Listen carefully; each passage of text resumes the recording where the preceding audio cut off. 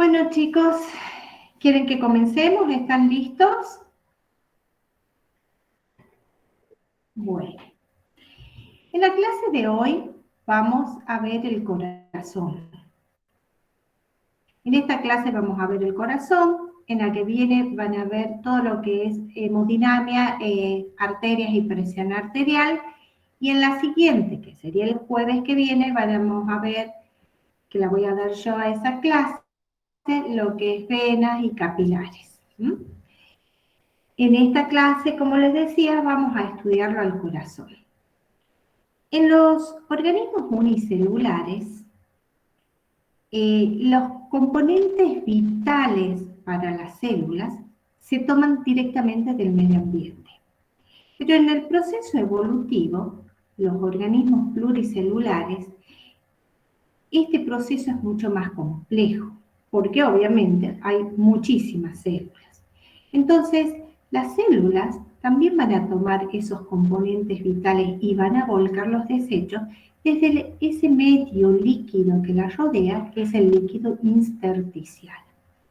Ahora bien, ese líquido intersticial debe contener todos esos nutrientes indispensables para la célula. No solo que debe tener todos esos nutrientes, sino que se tiene que eliminar todas las sustancias de desecho del metabolismo celular. ¿Quién cumple ese rol tan importante? Es el sistema cardiovascular. El sistema cardiovascular está constituido por el corazón, que es la bomba que impulsa la sangre, que hace fluir la sangre a través de los vasos sanguíneos. Los vasos sanguíneos están constituidos por arterias, capilares y venas, y son vasos muy especiales que los vamos a ir estudiando en clases sucesivas. Por dentro de esos vasos circula la sangre, y la sangre no solo tiene como función aportar nutrientes, que son muy importantes, sino también transportan gases, oxígeno, dióxido de carbono, vitaminas, hormonas, y también distribuye el calor corporal. Como ustedes ya lo han visto en clases pasadas, la importancia de mantener constante la temperatura del cuerpo. Y ahí la sangre tiene un rol importante. Pero como yo les decía, no solo son estas sustancias nutritivas y productos esenciales para la vida, sino que también se vuelcan hacia la sangre los productos de desecho. Entonces, ¿quién va a ser el órgano que permite la circulación de la sangre? Es el corazón.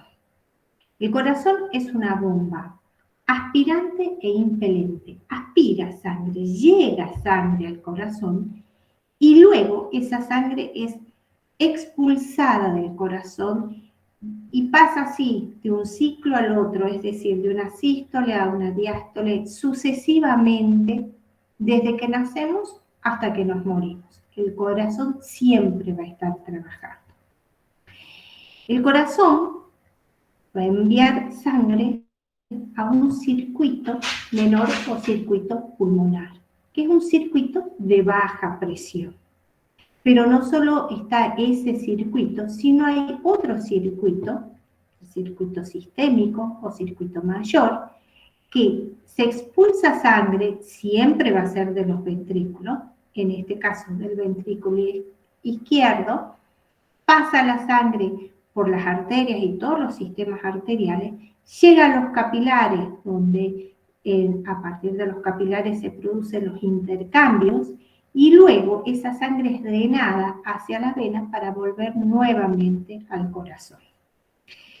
En el caso del circuito menor, la sangre va a salir ahora del ventrículo derecho.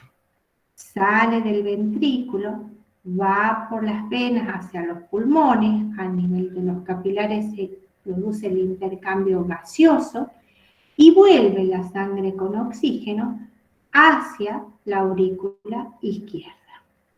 De manera tal que los vasos que salen del corazón y siempre van a salir de los ventrículos se denominan arterias. En este caso es la arteria pulmonar, en este caso del que sale del ventrículo izquierdo es la arteria aorta.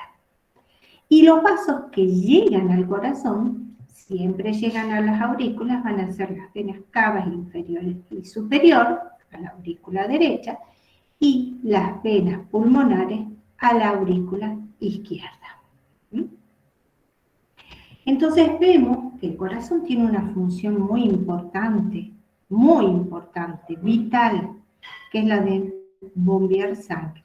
Tan importante es que cuando el corazón deja de bombear sangre, la sobrevida no puede durar más que unos pocos minutos. Pero no tiene solamente esa función. El corazón también tiene una función endocrina, porque libera una hormona denominada péptido natriurético atrial. Atrial viene de aurícula, se libera a nivel de la aurícula. Y ya vamos a ver qué función tiene ese péptido natriurético atrial. Si nosotros analizamos el corazón, vamos a ver que está dividido en 4 cavidades. 2 aurículas y 2 ventrículos. Las aurículas se comunican con su ventrículo, por ejemplo, la aurícula derecha con el ventrículo derecho, a través de estas válvulas que se llaman válvulas tricúspides. Y la aurícula izquierda se comunica con el ventrículo izquierdo a través de esta válvula que se llama mitral o bicúspide. ¿Qué importancia tienen estas válvulas? Estas válvulas funcionan en forma pasiva. ¿Qué significa pasivo? Significa que cuando hay mayor presión en la aurícula que en el ventrículo, se abre. Y cuando hay mayor presión en el ventrículo que en la aurícula, se van a cerrar. Pero estas cuerdas tendinosas que están ancladas a los músculos papilares evitan que las válvulas se abran en el sentido opuesto. Esto significa también que estas válvulas van a dar un sentido unidireccional al flujo sanguíneo. Es decir, que la sangre va a pasar de aurícula a ventrículo, pero no en el sentido inverso. Y que sean pasivos quiere decir que las válvulas son abiertas por las presiones que haya en las distintas cámaras. Donde haya mayor presión, si fuese en la aurícula, va a abrir las válvulas hacia los ventrículos. Y si la presión es mayor en los ventrículos, se van a cerrar las válvulas porque no se pueden abrir en sentido inverso. Pero el corazón no tiene solamente válvulas que comuniquen aurículas con ventrículos, sino que también tienen otras válvulas. Esas válvulas, llamadas sigmoideas o semilunares, se encuentran a la salida de los ventrículos. En este caso, que es el ventrículo derecho, se va a encontrar en la arteria pulmonar.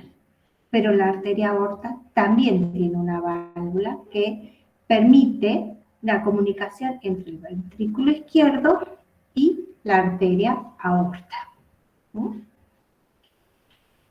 Si nosotros analizáramos las paredes del corazón, es decir, el corazón, se toma una pequeña muestra y se analiza.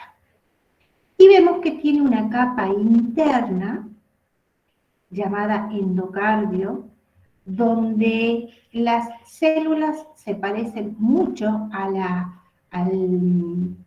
endotelio de los vasos sanguíneos, es casi como una continuación.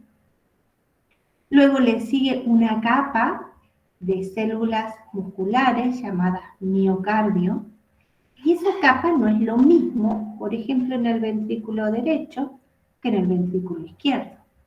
Como el ventrículo izquierdo tiene que hacer una fuerza mucho mayor que el derecho, porque tiene que impulsar la sangre hacia todo el sistema, entonces las paredes son más gruesas.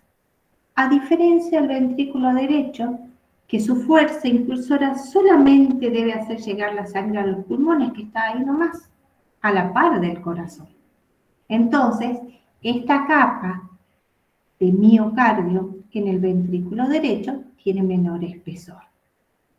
A continuación de esta capa de miocardio está la capa de epicardio, que tiene una hoja visceral y una hoja parietal.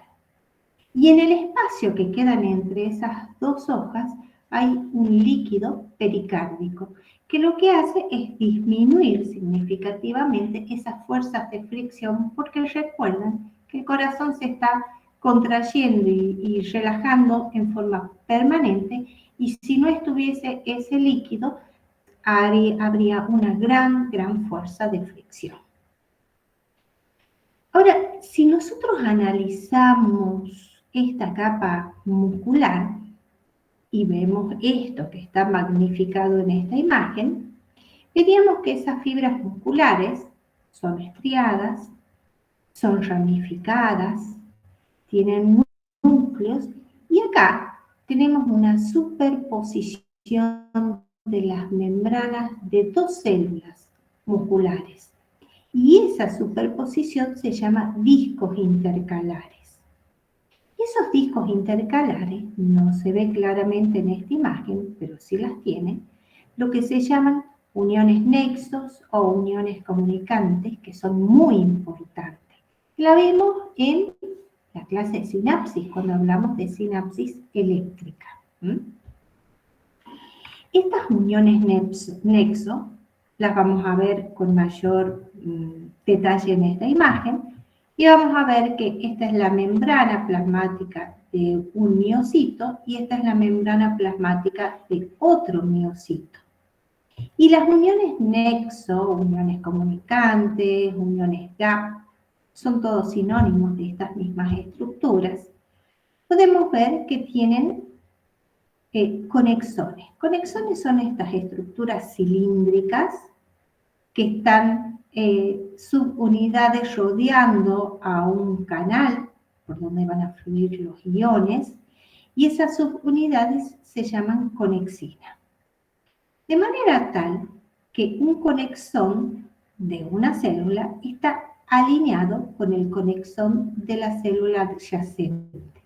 Este acoplamiento deja en el medio un canal, y ese canal puede estar abierto o cerrado, dependiendo en este caso de las diferencias de potencial. De manera tal que cuando se produce un potencial de acción, rápidamente ese potencial de acción viaja de una célula a la otra gracias a estas uniones gap.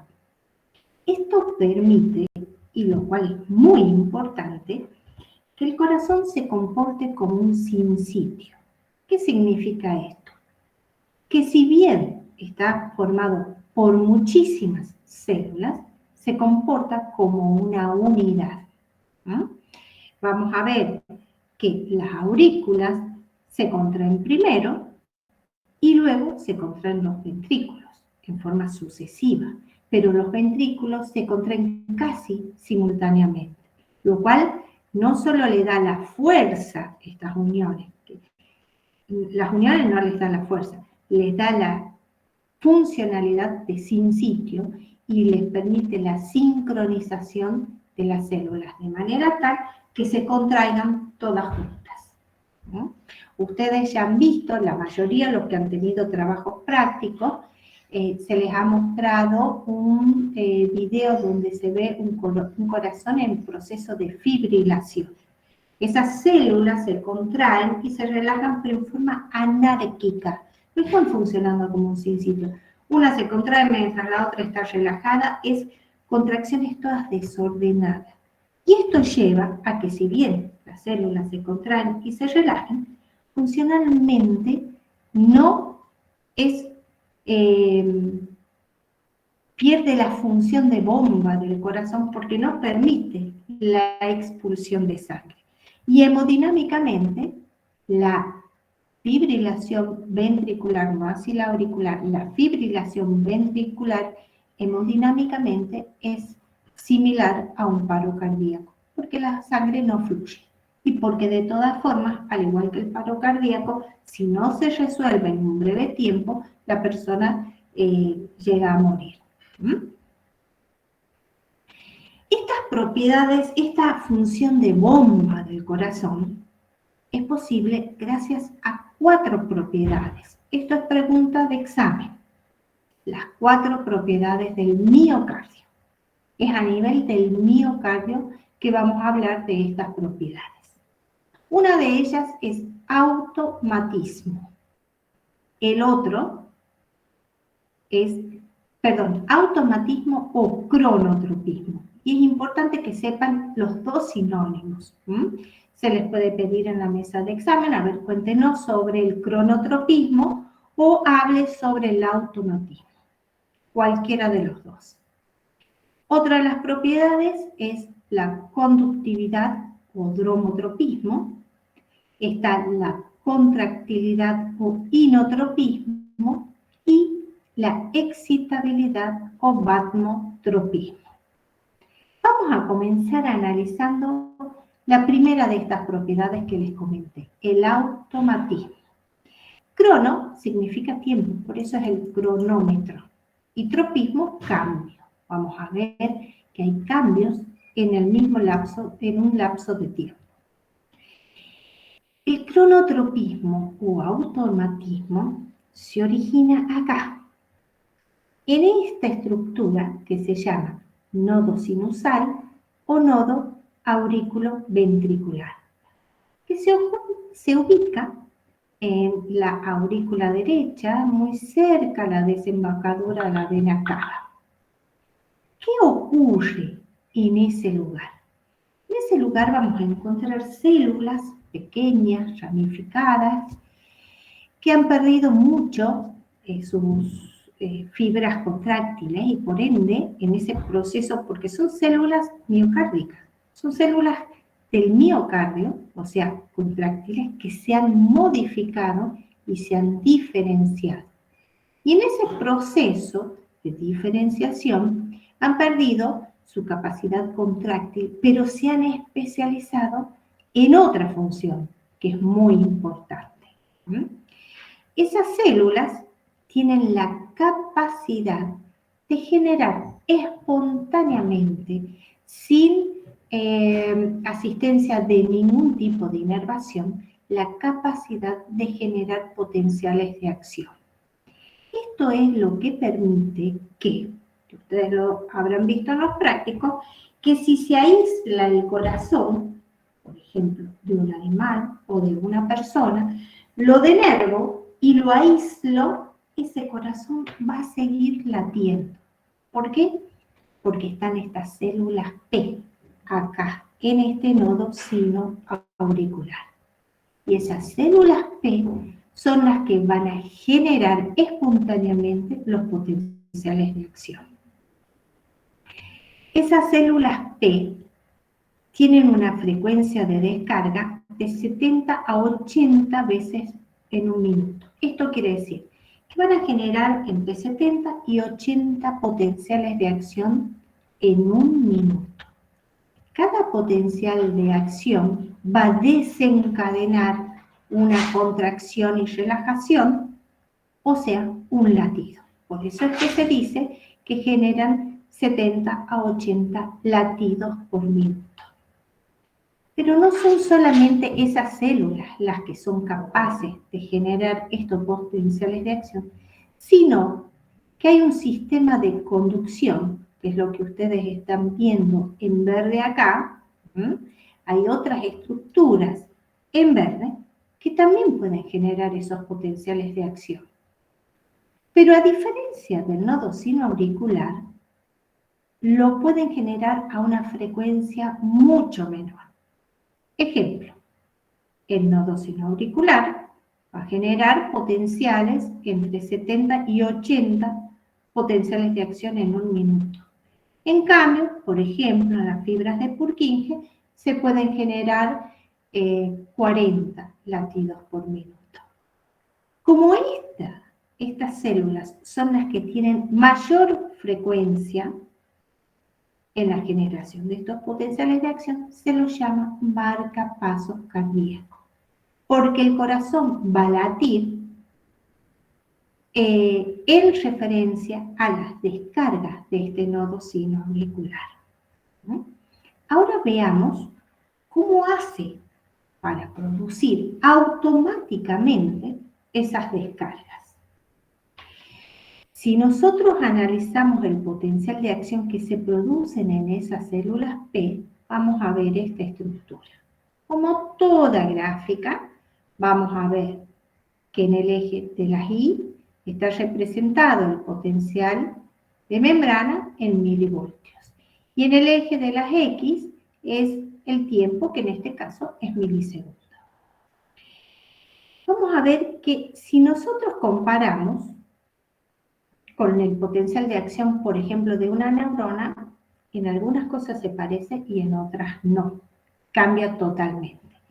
En las neuronas veíamos que el potencial de membrana era menos 70 milivoltios.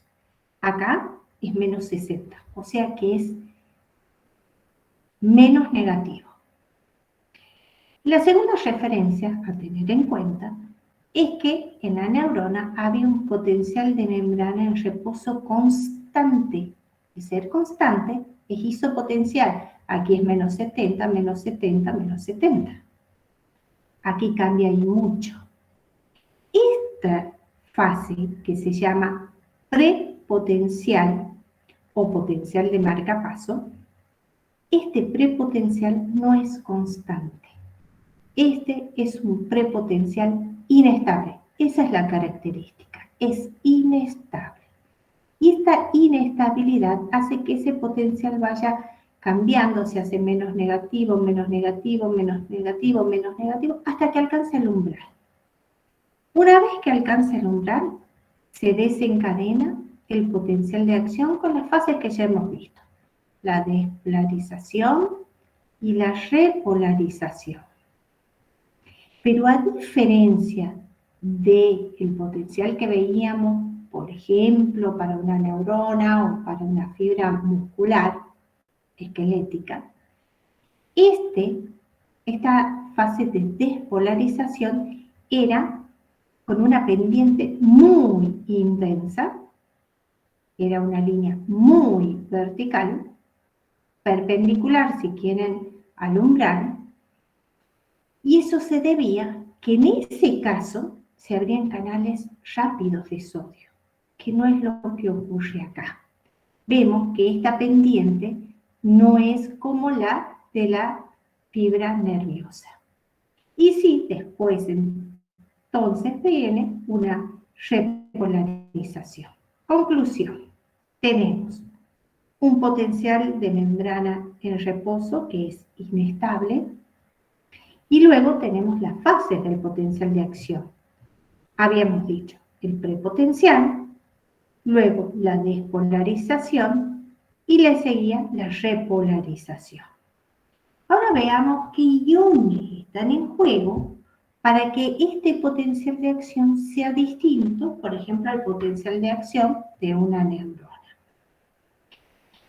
Y esto es muy, muy importante, entender este prepotencial, porque aquí van a actuar los sistemas nerviosos simpáticos y parasimpáticos.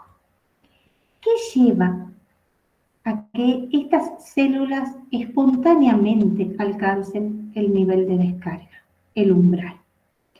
Resulta que la permeabilidad al potasio va disminuyendo y aumenta la permeabilidad al sodio. No solo eso, sino que al final de este prepotencial se abren canales transitorios de calcio, que también son canales lentos, de manera tal que, siempre que decíamos, para que el potencial de membrana sea constante, tenía que haber una mayor permeabilidad al potasio. Acá, la permeabilidad al potasio se va disminuyendo. No solo que disminuye la permeabilidad al potasio, sino que aumenta la permeabilidad al sodio. Y al final se abren canales de calcio, entra calcio y termina esta despolarización de prepotencial. Esto hace que el potencial que se llama prepotencial, paulatinamente se vaya haciendo más positivo hasta llegar al nivel de descarga o umbral. Cuando llega al umbral, se abren otros tipos de canales que son de calcio y estos canales son lentos. Entonces, menos rápidamente o más lento, es mejor dicho, más lentamente que los canales de sodio, entra calcio y despolariza la fibra. Aquí, en este punto, esos canales de calcio se cierran y se abren los canales de potasio. De manera tal que a partir que empiezan a salir los iones de potasio, va repolarizando la fibra. Entonces, conclusión, tenemos un prepotencial inestable que hace que espontáneamente la fibra alcance el nivel de descarga. Una vez que llega al nivel de descarga umbral, se produce el potencial de acción. Despolarización por la entrada de calcio, repolarización por la salida de potasio. ¿Está entendido este punto, que es la base de muchos conceptos que vamos a ver? Sí, profe. Muy bien. Ahora, habíamos dicho que esos potenciales de acción se originaban en este nódulo, que era el nodo sinoauricular. Pero no basta con que se origine ahí. Debe transmitirse, propagarse. Y ahí vamos a hablar de la segunda propiedad, la conductividad o dromotropismo. Conductividad significa dromo, o al revés, dromo significa conductividad. Acuérdense, el dromo, autódromo, es el circuito por donde se conducen los autos. Entonces, se origina acá estos potenciales de acción y ahora se van a propagar. ¿Hacia dónde? Y tienen que llegar a todas las células del miocardio. Entonces, a través de un sistema de conducción, finalmente van a llegar a las células del miocardio y estas células del miocardio, como tienen estas uniones estrechas, estas uniones gap que habíamos hablado al inicio, van a permitir la rápida transmisión del potencial de acción de una célula a la otra. Ahora, una vez que se origina en el nodo sinoauricular, estos potenciales de acción se van a propagar. En el caso de la aurícula derecha, por el fascículo internodal anterior, el internodal medio y el internodal posterior. Pero no solo eso, también se van a dirigir a la aurícula izquierda a través de las de Bachmann.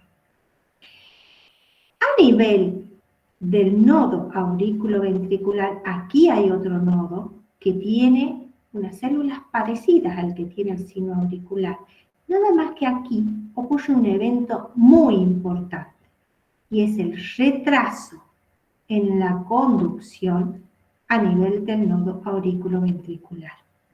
Este retraso es muy importante porque permite que aurículas y ventrículos no se contraigan juntos, sino sucesivamente. Es decir, primero se contrae aurícula y luego se contrae ventrículo. Y ya vamos a ver por qué. Gracias a quién ocurre esto, al retraso o al retardo en la conducción a nivel del nodo aurículo-ventricular. ¿Por qué ocurre este retardo? Este retardo ocurre básicamente por dos motivos. Porque hay una disminución en el diámetro de la fibra, y esto disminuye la velocidad de conducción, y antes en los libros más viejos solamente apuntaban a esta característica, pero hay libros nuevos que están incorporando también que este retardo se produce porque hay una disminución en las uniones gap o uniones de hendidura que se encuentran a ese nivel. Entonces, acá se produce un retardo y este es el nodo aurículo-ventricular.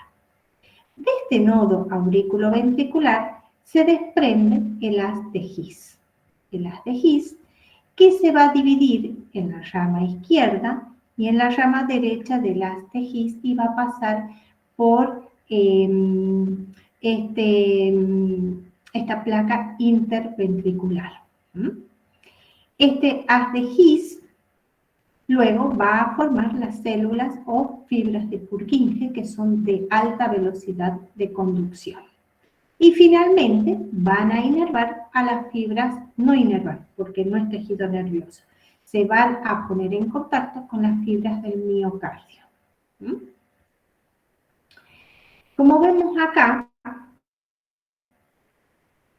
hay diferencias en la frecuencia de descargas de las distintas partes de ese sistema de conducción. Aquí vemos que el nodo sinoauricular descarga entre 60 y 80 veces por minuto. Entonces, si les preguntan cuál es la frecuencia cardíaca normal, es un poquito más arriba de 60, es más bien entre 70 y 80, pero 65 no es una frecuencia normal. Hay libros que dicen que está entre 60 y 80, hay otros libros que dicen que la frecuencia normal está entre 70 y 80 latidos por minuto. Por eso acá se ve la relevancia del nodo como marcapasos cardíacos. Fíjese que en el nodo auriculoventricular la frecuencia es mucho menor, de 15 a 25. En el sistema de Purkinje, de 20 a 45. En los tractos internodales, de 15 a 25. Ahora, ¿qué pasaría si de alguna manera se bloquea la actividad del nodo sinoauricular? El corazón se detiene por un breve tiempo. Por un breve, muy breve tiempo, sí. Pero finalmente, aunque siga bloqueada la actividad del nodo sinoauricular, vamos a ver que el corazón empieza a latir. ¿Y por qué empieza a latir? Porque hay otros puntos del sistema de conducción donde se pone de manifiesto su descarga espontánea. Entonces, obviamente, no va a latir a esta frecuencia, no va a latir a 60 latidos por minuto, pero sí puede latir, por ejemplo, a 45 latidos por minuto, a una menor frecuencia. ¿Por qué? Porque son estos puntos los que van a empezar a descargar en forma espontánea. Y cuando ocurre eso, estamos hablando de focos ectópicos. ¿Qué es un foco ectópico? En este caso, es un punto distinto al marcapaso, distinto al nodo sinoauricular, el que produce esas descargas espontáneas. Uno de los parámetros muy importantes, una de las técnicas de medir la actividad eléctrica del corazón es el electrocardiograma. Esta es una técnica que permite hacer un registro de la actividad, un registro externo de la actividad eléctrica. Y si nosotros lo analizamos, vamos a ver que está constituido básicamente por estas ondas. La onda P, que representa la descarga del nodo sinoauricular y su propagación. Cuando esta zona sería cuando este potencial de acción se propaga por el haz de His.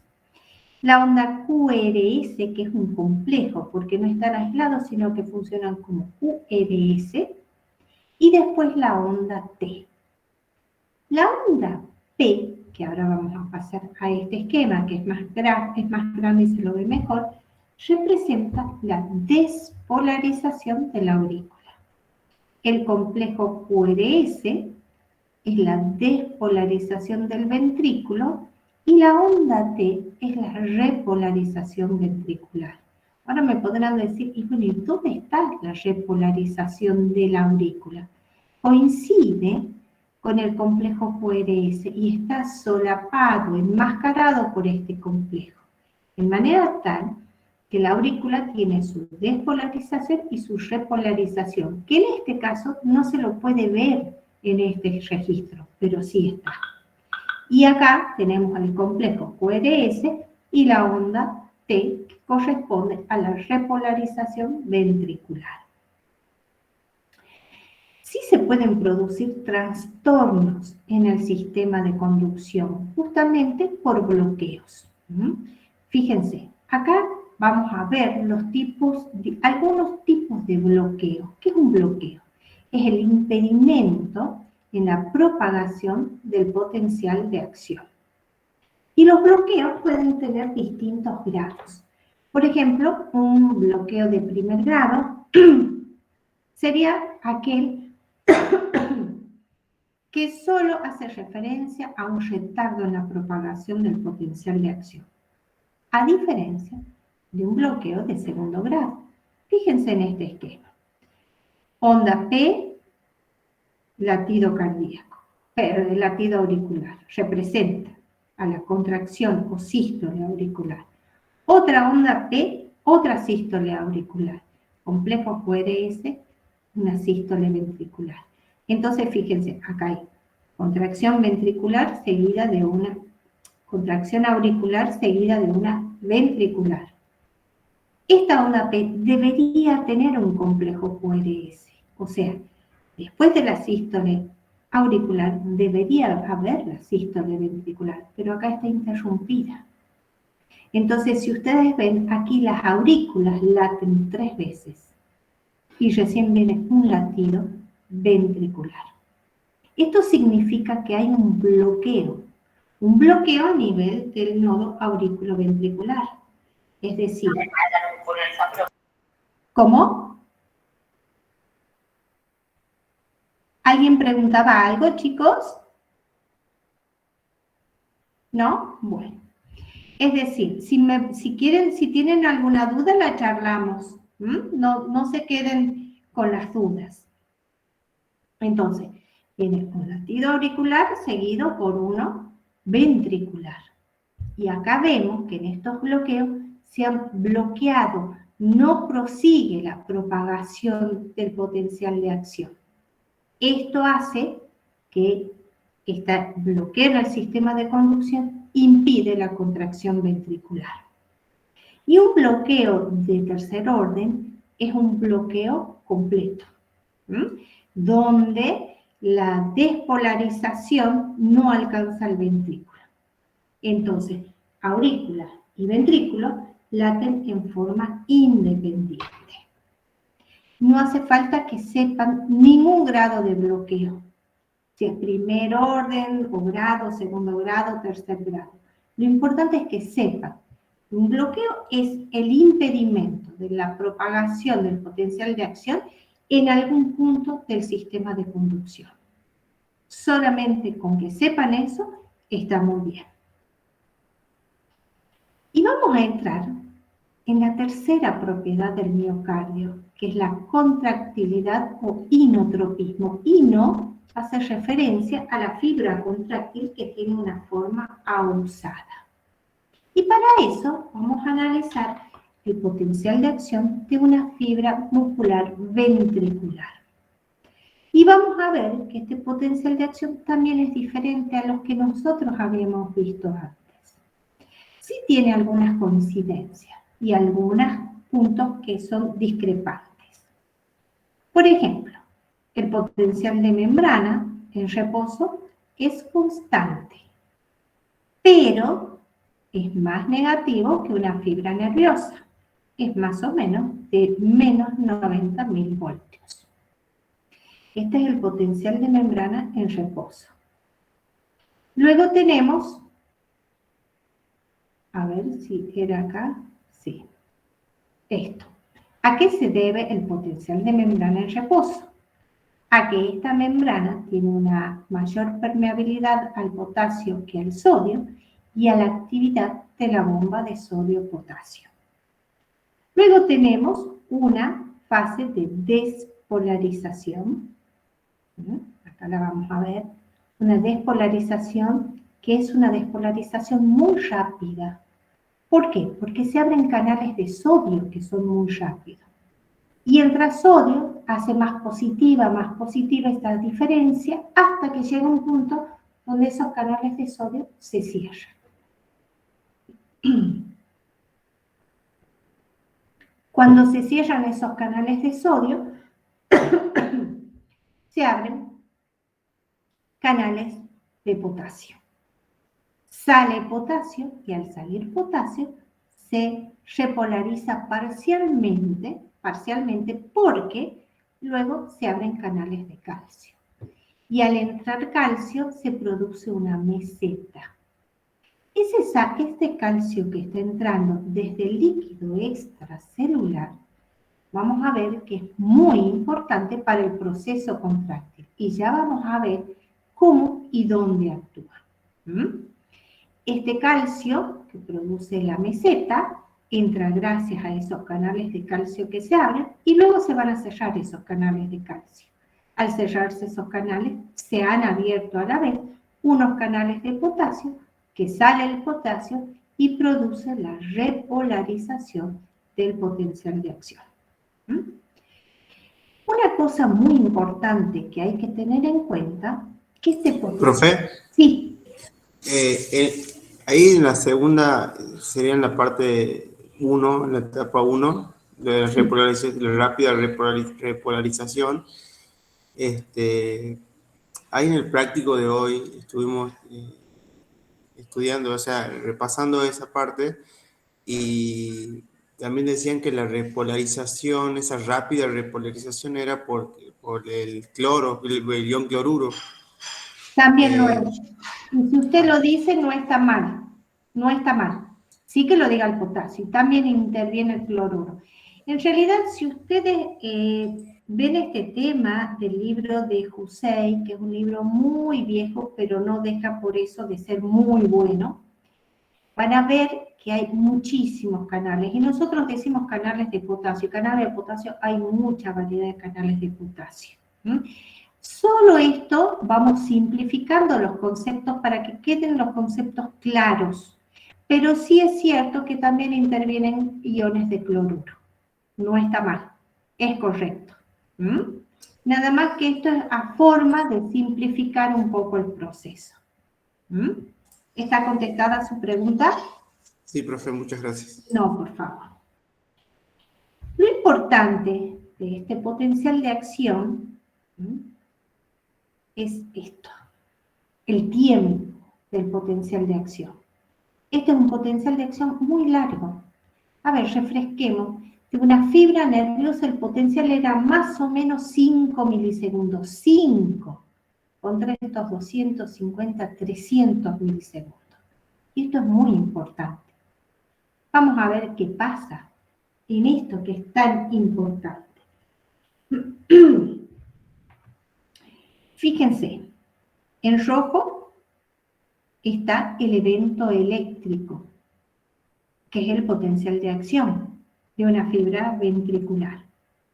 En azul está el evento mecánico, es la contracción o sístole y la relajación o diástole ventricular. Y cuando se da justamente en este proceso de meseta. Vamos a ver qué es lo que pasa en este momento. El potencial de acción, que es un evento que se da a nivel de la membrana, va viajando por el sarcolema y a nivel de los túbulos T hay unas estructuras denominadas receptores de dihidropiridina sensibles a este voltaje, a esta diferencia potencial que está generando este potencial de acción. Al ser sensibles, estas estructuras, que son canales, se abren y entra calcio.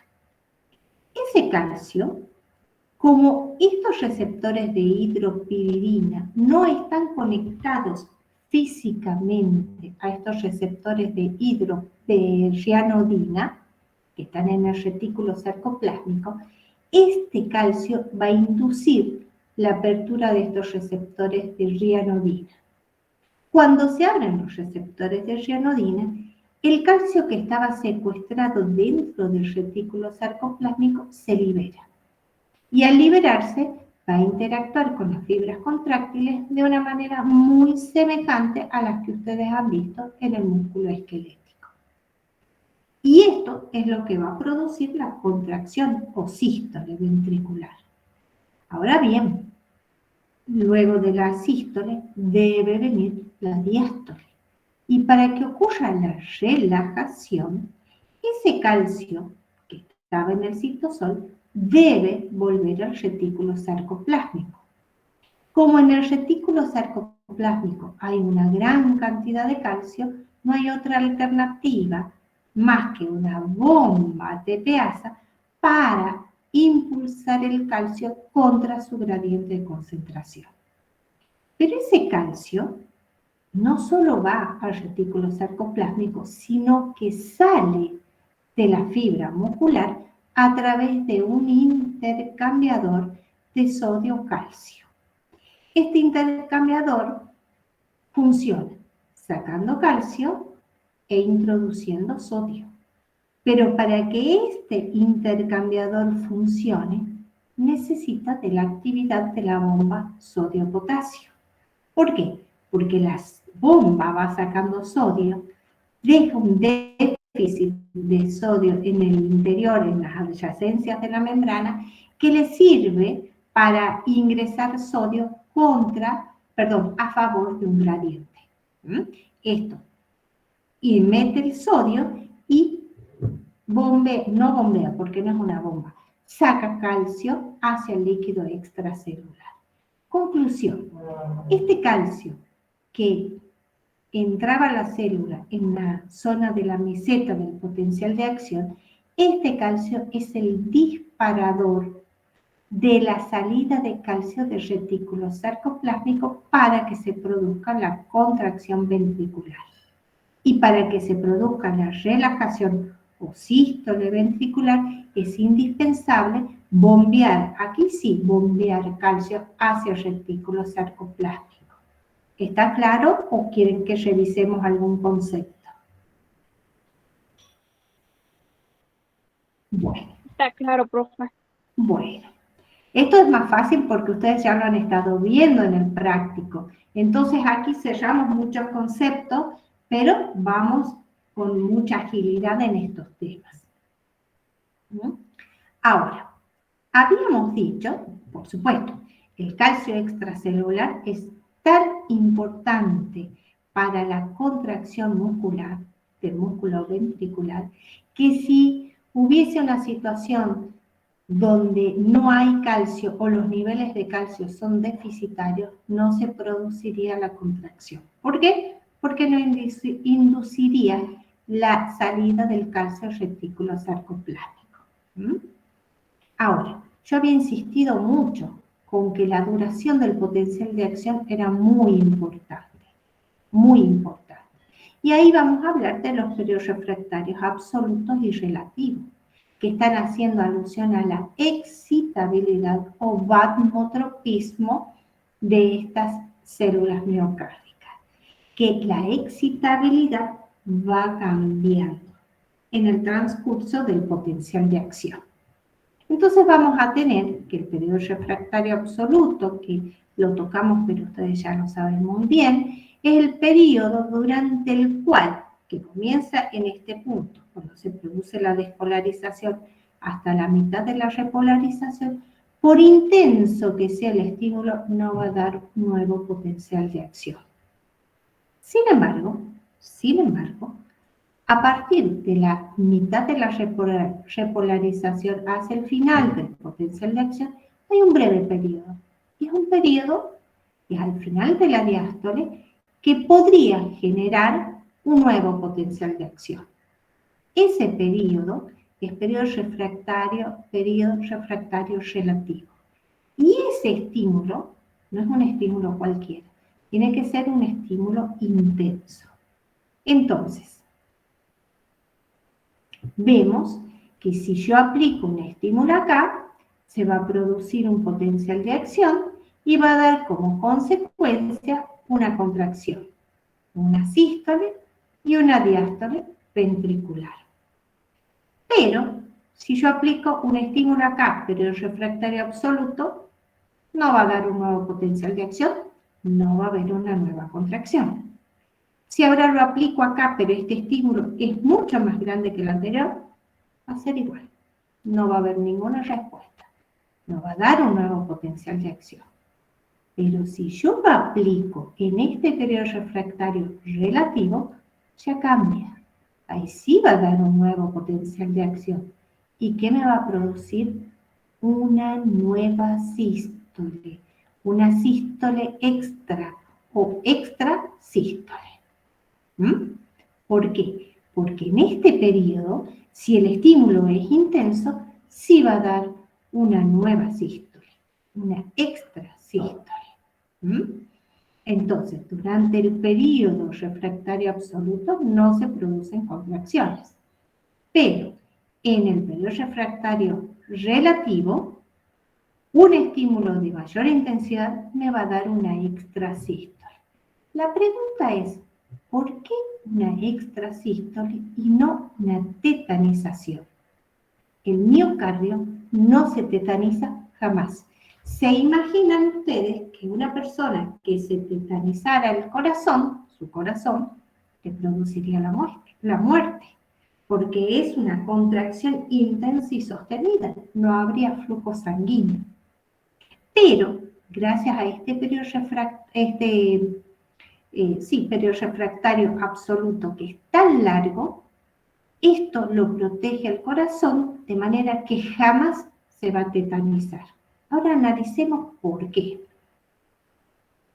Acuérdense que el músculo esquelético, ¿por qué se tetanizaba? Fíjense, la duración del potencial de acción de un músculo esquelético es muy pequeña, apenas unos 5 milisegundos. Entonces, si había un estímulo acá, se producía un potencial de acción y producía una contracción y una relajación. ¿Qué debía ocurrir para que haya un tétano?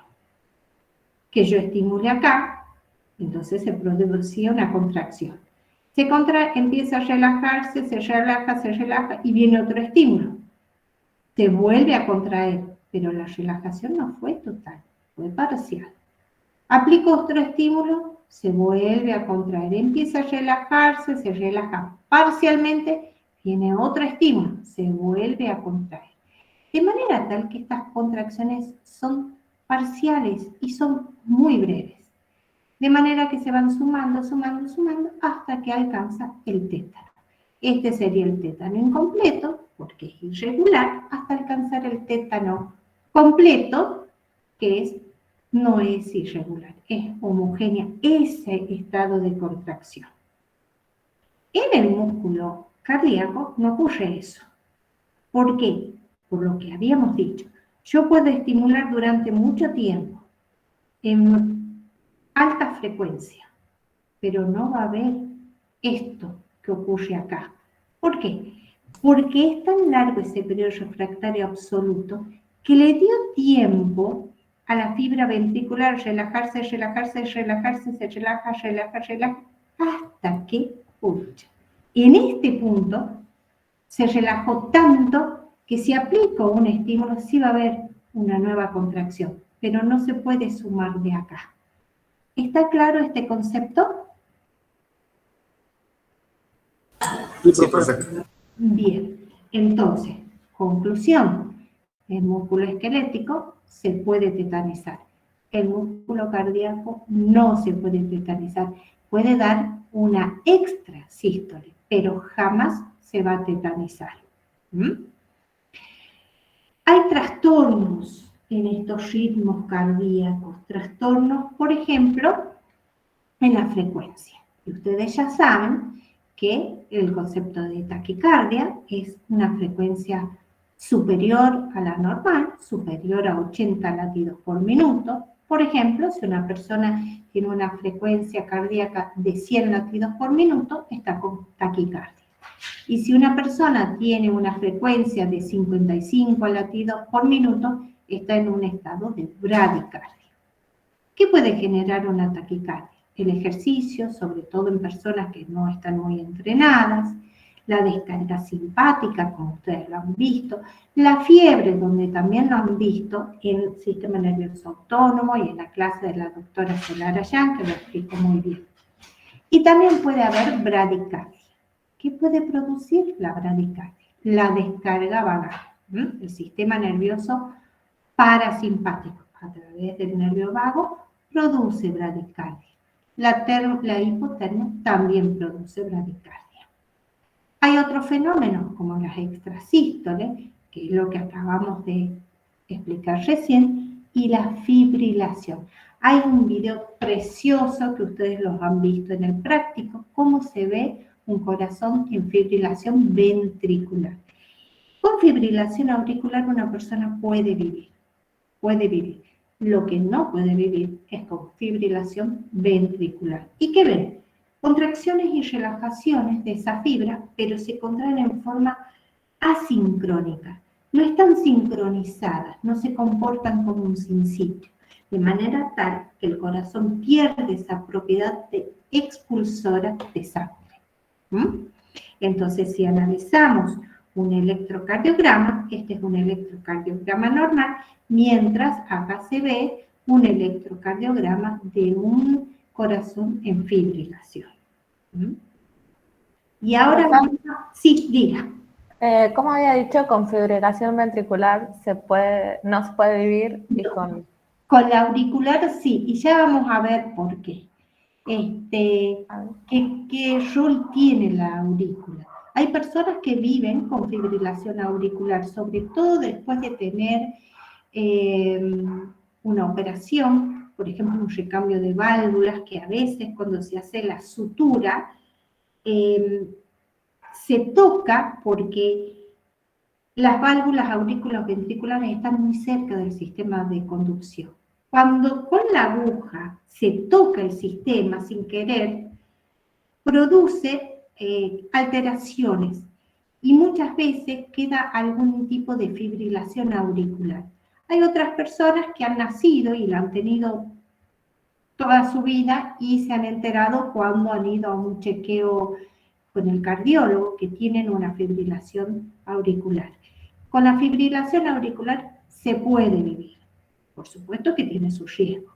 Con una fibrilación ventricular es absolutamente imposible, porque el ventrículo no puede eyectar la sangre que va a recorrer por los vasos sanguíneos.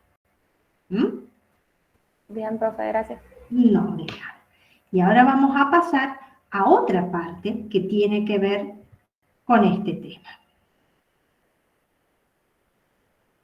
A ver. ¿Están viendo ahí, chicos? Sí, profe. Bien. La otra parte es el ciclo cardíaco, porque aquí hemos analizado las propiedades del miocardio que permiten que el corazón funcione como una bomba. Ahora vamos a ver cómo se produce esto. Un ciclo cardíaco son todos los eventos que ocurren desde una contracción a la siguiente o desde una relajación a la siguiente. Como es un ciclo, uno puede empezar por cualquiera de los dos puntos. Contracción o sístole, o relajación o diástole. Entonces, básicamente, cuando el corazón se relaja, se llena de sangre. Y cuando el corazón se contrae, expulsa la sangre que tenía en los ventrículos. Vamos a ver qué ocurre en esto. Y vamos a empezar como un cuentito, porque en realidad es una sucesión de eventos. Vamos a empezar por este punto, que es la diástole, la relajación. ¿Qué podemos ver acá? Válvulas auriculoventriculares y válvulas sigmoideas que están cerradas. Entonces, como estas válvulas están cerradas, la sangre que llega a las aurículas empieza a almacenarse en las aurículas, en la derecha y en la izquierda. Cuando la presión en la aurícula es mayor que en el ventrículo, estas válvulas se abren. Y al abrirse descarga rápidamente el contenido que tenían las aurículas en los ventrículos. Entonces se produce un llenado rápido. Se llena el ventrículo, se siguen llenando los ventrículos y a medida que se van llenando, se empiezan a cerrar estas válvulas. Cuando todavía no están totalmente cerradas, pero ya se van cerrando y se empieza a acumular algo de sangre en las aurículas. Y ahí sobreviene la contracción auricular. Al contraerse las aurículas, expulsa un porcentaje más de sangre desde las aurículas a los ventrículos. De manera tal que la presión dentro del ventrículo crece porque recibe un extra de sangre. Y esa presión hace que estas válvulas auriculoventriculares se cierren. Estando estas válvulas cerradas, fíjense, auriculoventriculares cerradas, válvulas sigmoideas cerradas. Entonces, si están cerradas, ni entra ni sale sangre. Pero en este proceso empieza a contraerse en los ventrículos. Imagínense un globo. El globo está inflado y la punta está cerrada. Y ustedes lo empiezan a apretar, apretar, apretar, empieza a aumentar la presión. Y si siguiesen apretando, el globo explota. No es este el caso. Pero, ¿qué quiero decir? El ventrículo, ambos ventrículos están llenos de sangre. Las válvulas están cerradas y se contraen. Entonces, empieza a aumentar mucho la presión. Y aumenta, y esa presión es muy importante. ¿Por qué? Porque es la fuerza necesaria para abrir estas válvulas sigmoideas. Se abrieron las válvulas, entonces la sangre es eyectada hacia fuera del corazón por las arterias aórtica y pulmonar. A medida que se eyecta la sangre, la presión en el ventrículo disminuye, el volumen en el ventrículo disminuye, por supuesto, va a aumentar la presión y el volumen en estos grandes vasos que salen del corazón. Cuando la presión en estas arterias es mayor que la del ventrículo, estas válvulas semilunares se cierran. Acá la tenemos. La presión acá es mayor que la presión en el ventrículo. Y estas válvulas se cierran. Fíjense, otra vez, todas las válvulas cerradas, las auriculoventriculares y las válvulas sigmoideas, están cerradas. Y si están cerradas y el corazón se empieza a relajar, es una relajación isovolumétrica. ¿Por qué isovolumétrica? Porque ni entra ni sale sangre, pero el corazón se relaja. Nuevamente se reinicia el ciclo.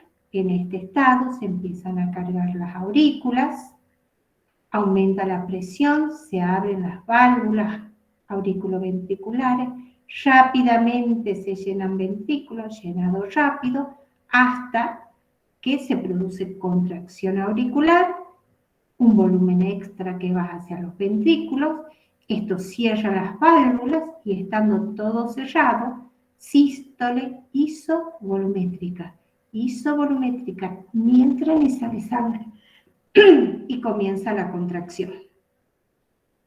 Esa fuerza, esa presión que se junta sirve para abrir estas válvulas sigmoideas.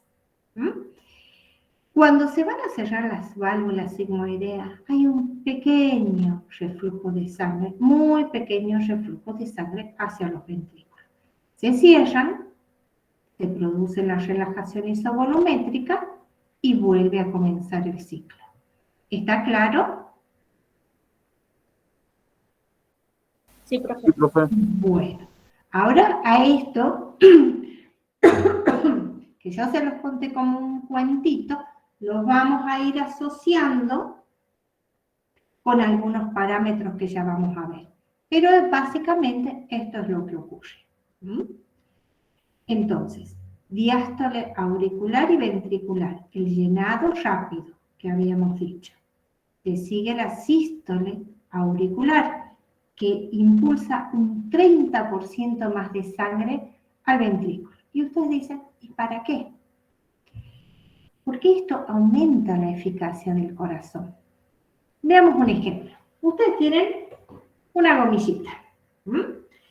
Si yo les tiro poco, se contrae con menos fuerza. Si yo les tiro mucho, se contrae con mayor fuerza. Y esto es lo que le ocurre a la fibra muscular. Cuando viene la contracción auricular, esas fibras musculares se estiran más y al estirarse más con mayor fuerza se van a contraer. Por eso es que aumenta la eficacia del corazón.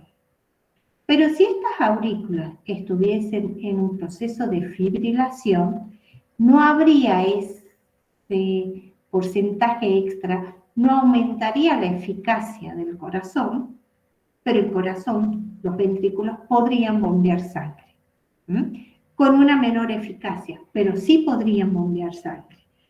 Eso les quería mostrar porque una fibrilación auricular, que no es lo deseable, no es lo fisiológico, es algo patológico, hay que revisarlo, hay que controlarlo, pero puede ser compatible con la vida. No así la fibrilación ventricular.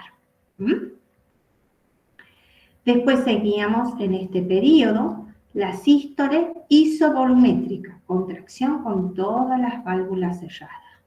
Luego venía la sístole ventricular y en esa sístole ventricular se abren las válvulas semilunares y se eyecta, se expulsa la sangre del corazón. Se cierran las válvulas y sobreviene la diástole o relajación isovolumétrica. Ahora vamos a pasar a este esquema donde vamos a ir viendo lo mismo que hemos hablado recién, nada más analizando algunos parámetros en la gráfica. Pero es lo mismo que les dije con palabras. ¿Qué vamos a ver en este gráfico? Fíjense, abajo, sístole auricular seguida de la sístole ventricular. Y después del proceso sistólico viene la diástole ventricular. Se reanuda nuevamente con la sístole auricular. Esto lo analizamos juntos porque en los libros, todos los libros de fisiología, trae este gráfico, que les permite integrar distintos parámetros que hemos ido analizando. ¿Qué otra cosa vamos a ver? Vamos a analizar el electrocardiograma. Recuerden, despolarización auricular, despolarización ventricular y repolarización ventricular. Y fíjense que en la diástole no hay casi actividad, salvo al final. Otro evento que vamos a analizar es a nivel del ventrículo el volumen. ¿Cómo va variando el volumen? Fíjense, acá se va llenando el ventrículo de sangre, se llena y baja el volumen. Vuelve a llenarse para que posteriormente disminuya el volumen. Y junto con el volumen vamos a analizar la presión en el ventrículo que está con esta línea roja. Fíjense que cuando aumenta el volumen, ya lo vamos a ir viendo, en algún punto aumenta la presión, pero no vamos a hacer ese análisis ahora, sino dentro de un ratito cuando lleguemos a esta etapa. Disminuye el volumen, disminuye la presión. Y un punto más vamos a ver, los ruidos cardíacos. Estos que se ausculta el médico. Los ruidos fisiológicamente vamos a escuchar básicamente dos, solamente dos, que se produce el primero cuando se cierran las válvulas auriculoventriculares y el segundo cuando se cierran las válvulas sigmoideas. Ahora integremos todos estos conceptos que hemos ido hablando en la diapositiva anterior y en esta. Nos vamos a encontrar al final de la diástole auricular y ventricular. O sea, nos vamos a situar en este momento. Diástole. ¿Qué pasaba en la diástole? Había un llenado rápido, estaba relajado el ventrículo. El ventrículo, para que se llene, tiene que estar relajado, porque si está contraído, el volumen es mucho menor. Entonces, ventrículo y aurículas relajadas. Se llena rápidamente el ventrículo y fíjense, cómo se llena rápidamente. Pero, si bien se está llenando, fíjense en rojo que la presión no aumentó mucho. Aumentó de 0 a 10 milímetros de mercurio. Acá. ¿Cuánto se llena? Se llena más o menos un 70%. Obviamente, para que eso ocurra, las válvulas auriculoventriculares tienen que estar abiertas, porque es la sangre que viene de las aurículas a los ventrículos. Y las válvulas semilunares están cerradas, como muestra la imagen. ¿Qué pasa luego? Fíjense, vamos a estar en este punto, en la sístole auricular. ¿Y por qué era esto que les decía? Que aumenta un 30% el volumen ventricular. Estamos acá y se produce la contracción de las aurículas. Impulsa hacia el ventrículo un 30% más de sangre. Nos situamos acá. Fíjense, aquí se estaba llenando un 70%. Esto que ven acá es lo mismo que esto. Se estaba llenando y aquí aumenta un 30% más de sangre. Aumenta, y esto que yo les decía, estira más las fibras ventriculares. Y ¿por qué hay un 30% más de sangre? Porque sobrevino una contracción auricular. Y para que se produzca la contracción auricular, primero se tiene que producir la despolarización auricular. Esto es un llenado activo. Antes era pasivo, simplemente se abrían las válvulas y pasaba de aurícula a ventrículo. Acá es activo. ¿Por qué activo? Porque ese extra de sangre está impulsado por una contracción de las aurículas. Al final de la diástole, en este punto, ¿cuánto volumen de sangre hay en el corazón? Es aproximadamente, no en el corazón, en el ventrículo, es aproximadamente unos 130 mililitros de sangre. ¿Qué es lo que pasa después? Esa cantidad de sangre hace que estas válvulas auriculoventriculares se cierren. Y se cierran esas válvulas, se produce el primer sonido, el primer ruido cardíaco. Estas válvulas están cerradas y recuerden, las auriculoventriculares, las semilunares también estaban cerradas.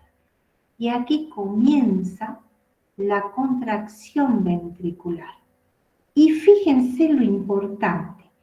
Acá tenemos máximo volumen en este punto.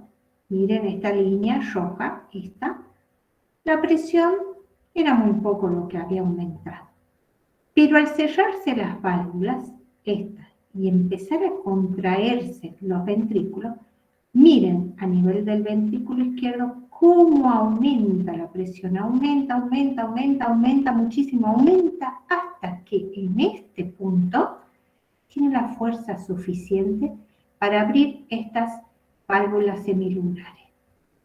Y al abrir estas válvulas semilunares, se produce la expulsión de la sangre. Pero hasta antes que se abra, era una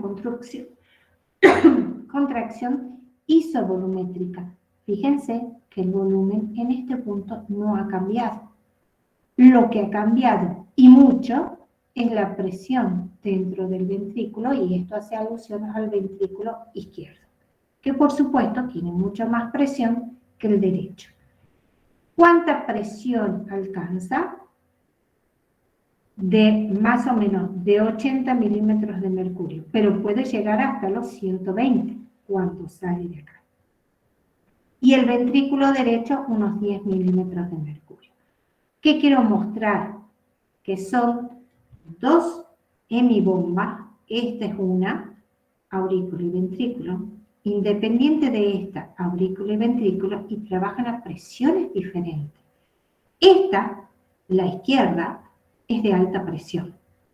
tiene que impulsar la sangre a todo el sistema. A diferencia de la parte derecha, solamente tiene que impulsar la sangre a los pulmones los tiene al lado del corazón. El flujo hace un recorrido mucho menor, sumado que el corazón es un centro de baja presión sanguínea. Entonces la fuerza que debe hacer el ventrículo derecho es mucho mayor, perdón, el izquierdo, mucho mayor, y fíjense que las paredes son mucho más gruesas que la fuerza que debe hacer el ventrículo derecho. Sus paredes, por ende, son mucho más delgadas. Volvamos al esquema. Estábamos acá. Válvula cerrada, se contrae el ventrículo. Al contraerse el ventrículo, no cambia el volumen, pero sí aumenta mucho la presión. Ese aumento es indispensable para que estas válvulas se abran, las semilunares. Al abrirse esas válvulas, se produce la expulsión de la sangre. Y al expulsar la sangre, mientras va expulsando, va bajando el volumen, baja el volumen, y la presión, que era muy grande al principio, también empieza a disminuir. ¿Por qué? Porque va pasando a estos grandes vasos que salen del corazón. Pero ni bien empieza a pasar la sangre por los vasos, esta que es muy parecida, que es la curva en negro, por ejemplo en la aorta, aumenta la presión. Y luego, a medida que la sangre va fluyendo hacia las arterias, va disminuyendo la presión. Acá, por si tienen dudas cuando ustedes vean el tema, va a haber lo que se llama una incisura de la presión en la aorta. ¿Por qué se debe? Porque estas válvulas sigmoideas, en esto ocurre lo mismo, nada más que son valores distintos. Cuando se cierran las válvulas, hay un pequeño reflujo de sangre hacia el ventrículo, y es lo que produce esta incisura en la presión aórtica. Cuando se cierran estas válvulas sigmoideas, hacen un ruido. ¿Qué ruido? El segundo ruido cardíaco. Ahora, cuando se expulsa sangre del corazón, habíamos dicho, en este punto había 130, 140 mililitros de sangre. En la contracción ventricular, ¿se expulsa toda la sangre? No. Se expulsa una parte. ¿Aproximadamente cuánto? Y más o menos unos 70 mililitros. Y ese volumen que se expulsa es el volumen sistólico. Como no se expulsa todo, queda un remanente. Un remanente es de aproximadamente 50 mililitros que van a quedar en los ventrículos. Luego, como hemos dicho, se cierran estas válvulas y se produce el segundo ruido cardíaco. Al cerrarse esas válvulas, se cierran las sigmoideas. Las auriculoventriculares estaban cerradas y comienza la relajación. Y la relajación va a ser isovolumétrica. ¿Por qué isovolumétrica? Porque están todas las válvulas cerradas. Ni entra ni sale sangre. Entonces, la relajación es isovolumétrica. Y fíjense, en ese proceso de relajación isovolumétrica, cómo cae aún mucho más la presión a nivel ventricular, lo cual es muy, favorece mucho el llenado ventricular que va a venir después. Cuando esta presión disminuye y se relajen estas cámaras, se abren nuevamente estas válvulas y permite el llenado rápido de los ventrículos, que es lo que están viendo acá. Se abren las auriculoventriculares. ¿Por qué? Porque la presión acá en estas cámaras, en estas aurículas, aumentó mucho y se hizo mucho más grande que en los ventrículos. Entonces se abren estas válvulas y se empiezan a llenar ambos ventrículos. Al final de la diástole, en el ventrículo derecho, la presión es más o menos de unos 0 a 10 milímetros de mercurio. ¿Que es lo que tenemos acá? perdón, en el ventrículo, sí, disminuye mucho la presión, fíjense, para volver a aumentar paulatinamente. Y se reanuda el ciclo. Esto es lo que se llama el ciclo cardíaco. Por eso decíamos que el corazón es una bomba aspirante e impelente. Las aurículas aspiran sangre y los ventrículos las expulsan. Y se reanuda el ciclo una y otra vez, Desde que nacemos hasta que nos morimos, estos ciclos se van dando en forma sucesiva. Y, si Dios quiere, no se para nunca ni se suspende transitoriamente. Entonces, tenemos en la fase de diástole, tenemos una relajación isovolumétrica y el llenado ventricular. Recuerden, primero rápido y pasivo, solamente se abren las válvulas y entra sangre a los ventrículos. Luego, es lento y activo. ¿Por qué? Porque son las aurículas las que a través de esa contracción impulsan un 30% más de sangre hacia los ventrículos. Eso estira las fibras musculares, las estira más y con mayor fuerza se van a contraer. En la fase sistólica, primero, contracción isovolumétrica. ¿Por qué isovolumétrica? Están todas las válvulas cerradas. Ni entra ni sale sangre, de manera tal que el volumen se mantiene constante. Y después de esa contracción, que sirve para aumentar mucho la presión y abrir esas válvulas semilunares, se produce la fase expulsiva de los ventrículos. ¿Alguna duda aquí antes que entremos a la regulación? No, profe. No, profe. Todo claro. Bueno, me alegro. Porque a veces le tienen un poco de miedo al ciclo cardíaco. Ustedes véanlo como un cuento, ¿no? Cosa que lo vayan viendo a los procesos uno sucesivo al otro. Ahora, toda esta actividad cardíaca está muy regulada y tiene dos tipos de regulación, una regulación nerviosa y una regulación humoral. A la regulación nerviosa en parte ya la han estado viendo cuando han visto de la actividad del sistema nervioso simpático y el sistema nervioso parasimpático. En el bulbo raquídeo, en la formación reticular del bulbo raquídeo hay centros vitales.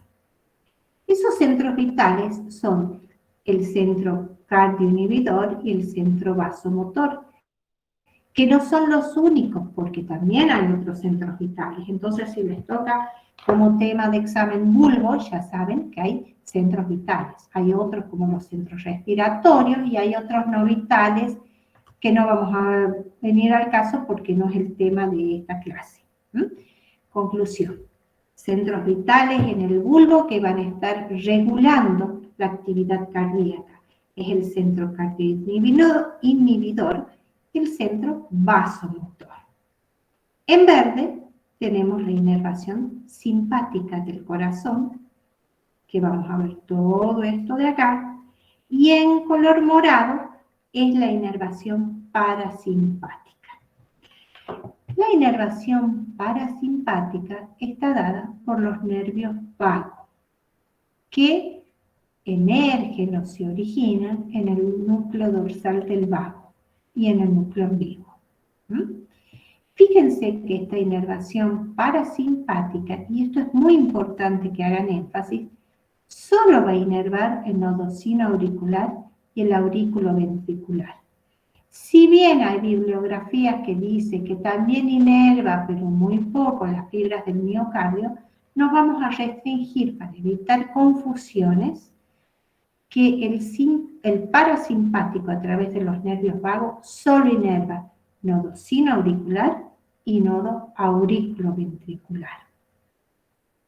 A diferencia de la inervación simpática, fíjense, está en los centros superiores, las fibras simpáticas que bajan por la médula espinal y hacen sinapsis en el asta gris lateral de la médula, sale por la raíz ventral, por los nervios de la raíz ventral, y va a los ganglios, a la cadena ganglionar simpática.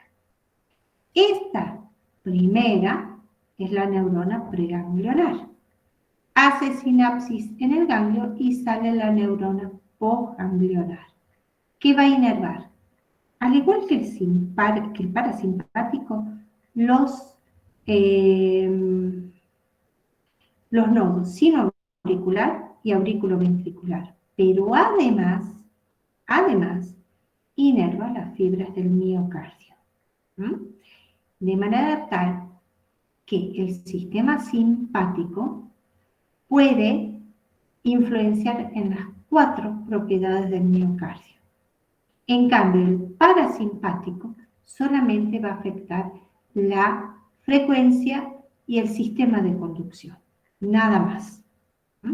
Veamos qué pasa acá. Nosotros, desde la tercera clase que venimos diciendo, que el sistema nervioso, a través de los reflejos, permite que el organismo se vaya adaptando a las condiciones permanentemente cambiantes del medio externo o del medio interno. Vamos a analizar primero la vía motora. ¿Cómo funciona? Fíjense, esta es el área presora del sistema nervioso simpática. Esto lo van a ver acá. Ya lo han visto en sistema nervioso autónomo, este esquema, lo van a ver en la clase que viene y lo van a seguir viendo.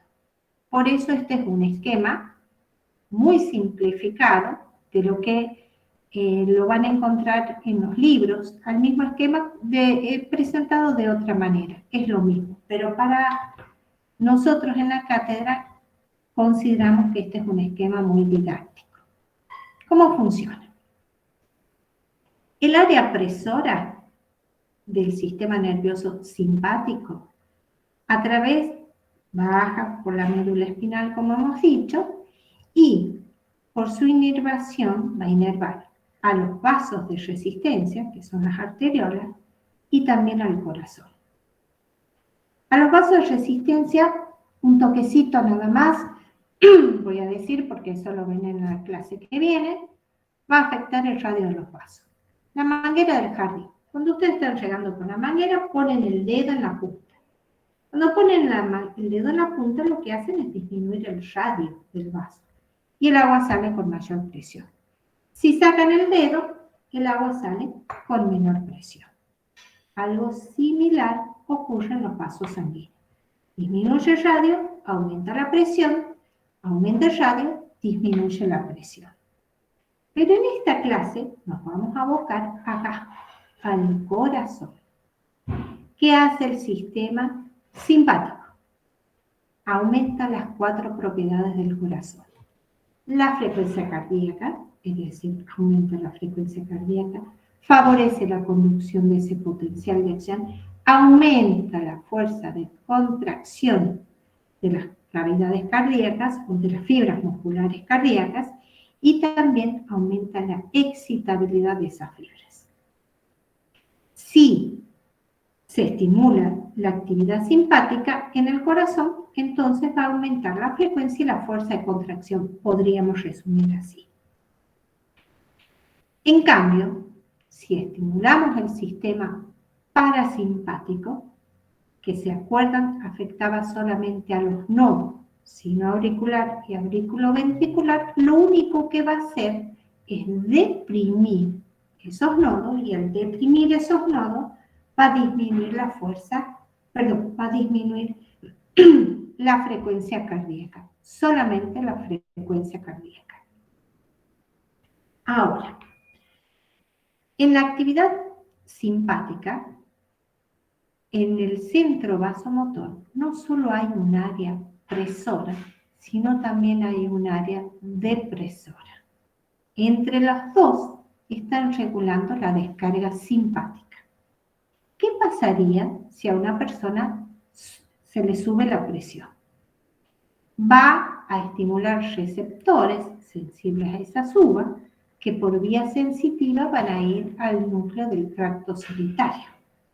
Si tiene la presión alta, para equiparar y disminuir esa presión alta, hay que disminuir la frecuencia cardíaca y hay que disminuir la fuerza de contracción. ¿Cómo se logra eso? Se logra inhibiendo a esta área presora. ¿Y cómo se inhibe? Se inhibe directamente por el núcleo del tracto solitario y se inhibe indirectamente porque el núcleo del tracto solitario va a estimular al área depresora y el área depresora va a inhibir al área presora. Cuando eso ocurre, lejos de estimular, disminuye la descarga simpática y va a disminuir la frecuencia cardíaca y la fuerza de contracción. Pero no solo puede ocurrir un aumento de la presión, también puede ocurrir que la presión sanguínea disminuya. En ese caso, no van a actuar estos receptores, que estos receptores están en puntos vasculares de alta presión. Si la presión ha disminuido, van a estar esos receptores en zonas de baja presión, como son, por ejemplo, las aurículas, como son, por ejemplo, los vasos a nivel pulmonar. Ahí van a desencadenar. ¿Y qué va a hacer si una persona le baja la presión? Si aumenta la frecuencia cardíaca, como lo van a ver en la clase que viene, ayuda a elevar la presión, entre otras cosas. Entonces, si baja la presión arterial, lo que queremos inhibir es la actividad parasimpática, porque lo que necesitamos hacer es levantar la presión. Si inhibimos la actividad parasimpática y aumentamos la actividad simpática, la presión aumenta, aumentando la frecuencia cardíaca. Es un proceso mucho más complejo que eso, que lo van a ver en la clase que viene. Ahora veamos cómo ocurre esto. Actividad simpática. Acá tenemos la neurona preganglionar y acá tenemos la neurona postganglionar que acabamos de ver hace un ratito. La preganglionar libera acetilcolina que actúa con receptores nicotínicos.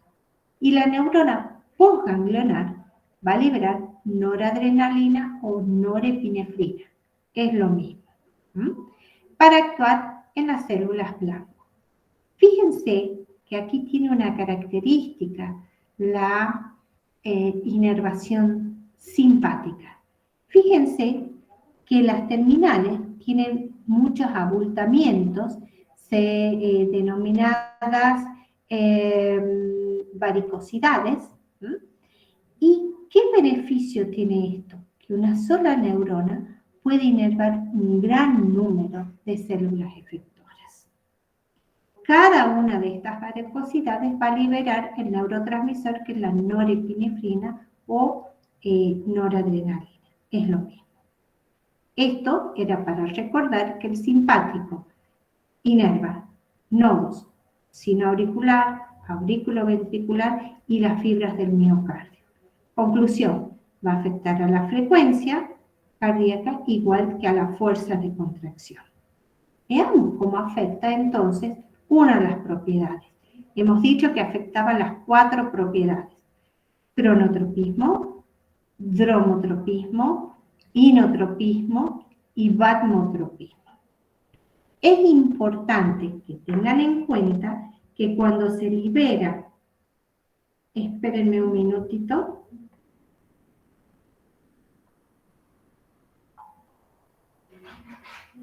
bien, entonces, cuando se libera la noradrenalina, a nivel del corazón siempre va a actuar con receptores beta 1. Entonces les pongo este logo para que lo asocien. Simpático, a nivel del corazón, actúa con receptores beta 1.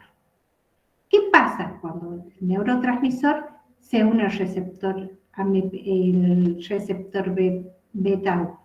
Aumenta el AMP cíclico. Y al aumentar el AMP cíclico, aumenta la conductividad al calcio y disminuye la conductividad al potasio. Veamos en el caso, espérenme un momentito.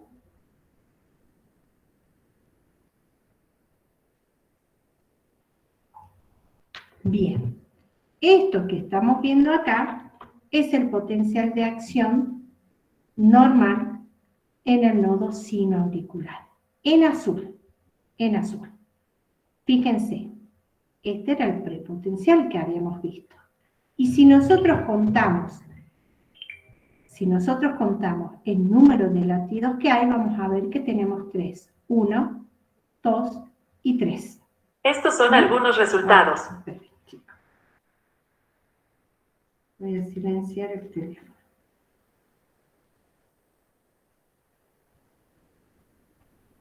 Bien, entonces, ¿cuántos latidos tenemos? ¿Cuántas descargas o potenciales de acción en el nodo sinoauricular? Tenemos 3. En azul, 1, 2 y 3.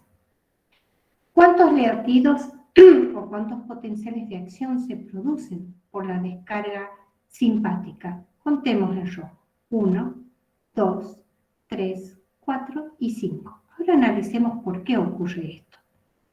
Analicemos el prepotencial de las fibras normales. Perdón, no de las fibras normales. De las fibras cuando están actuando sin la influencia simpática.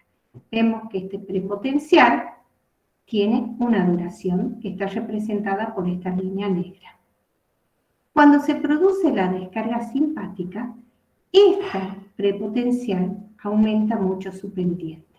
¿Por qué aumenta su pendiente? Porque disminuye la permeabilidad al potasio y aumenta la permeabilidad al calcio. Efectos opuestos a lo que se producía, si ustedes revisan cuando hemos hablado al inicio. Esto hace que esta pendiente aumente mucho. Y si aumenta la pendiente, se acorta la duración que ésta lleva. Al acortarse la pendiente, se van a producir potenciales de acción que en el resto se produce muy parecido a cuando no tienen la influencia simpática. Al acortarse el prepotencial, en el mismo lapso de tiempo hay un mayor número de descargas. Entonces, ¿qué efecto produce la descarga simpática? En el cronotropismo y siempre actuando sobre receptores beta.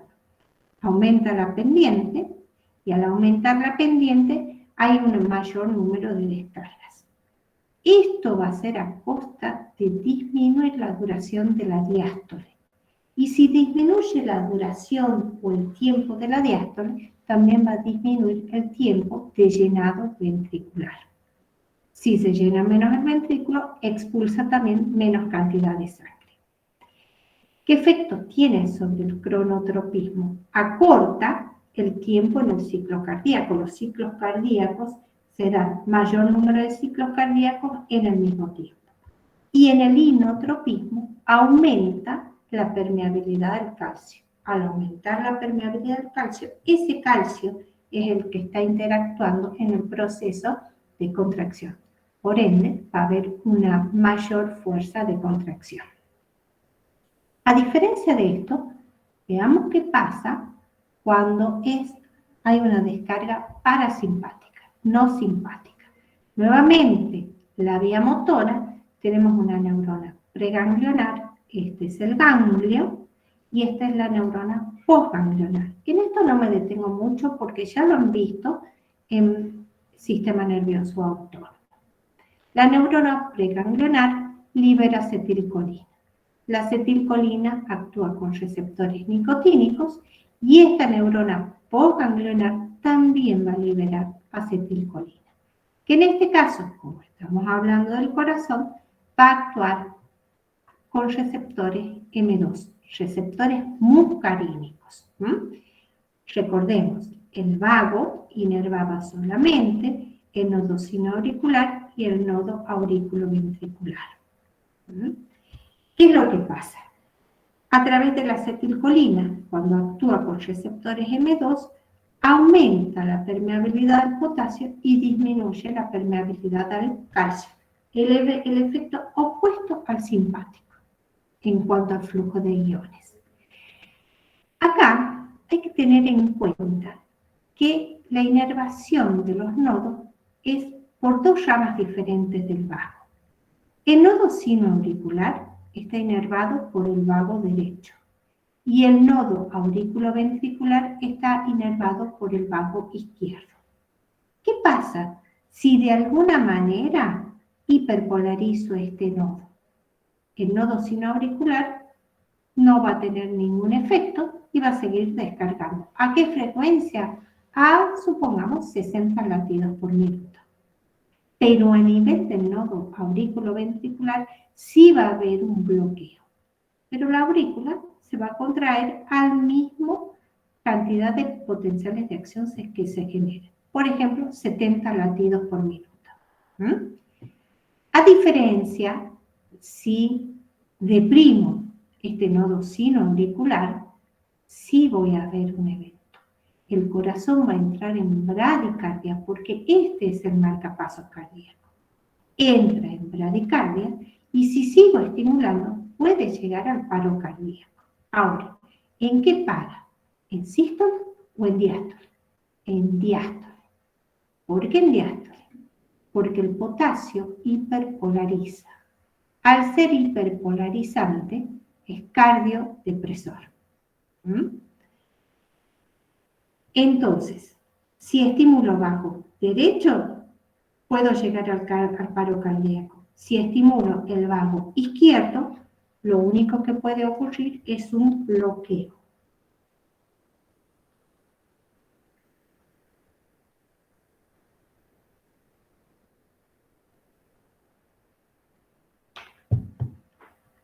Bien.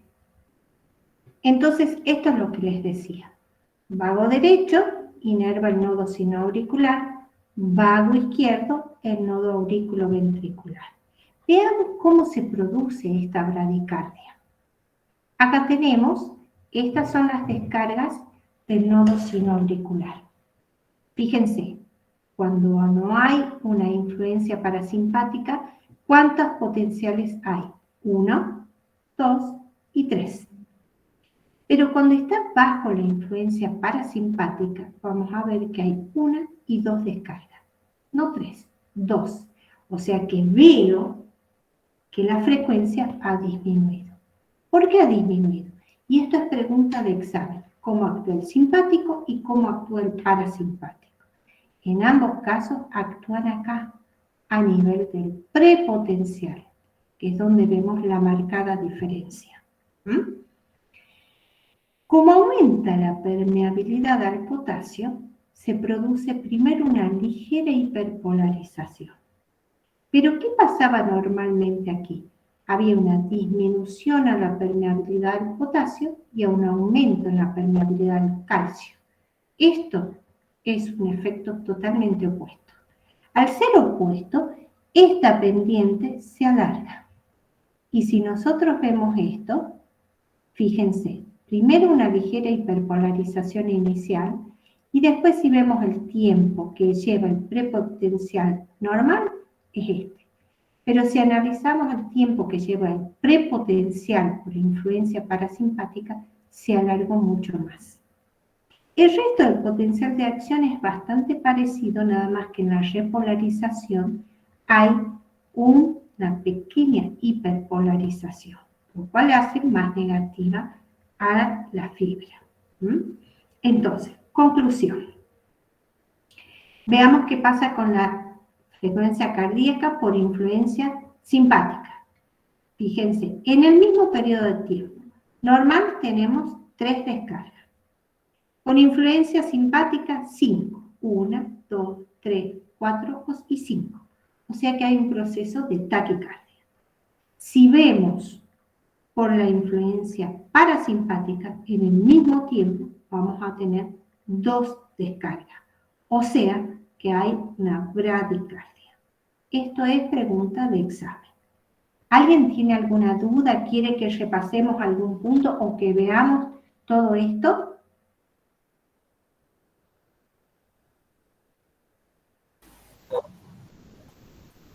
Diga.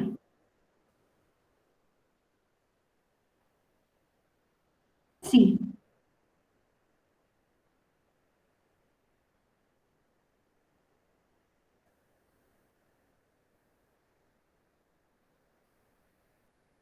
El placer, ¿no? Después de o en una comida, un domingo, digamos, pongamos un examen y un domingo en familia, sí.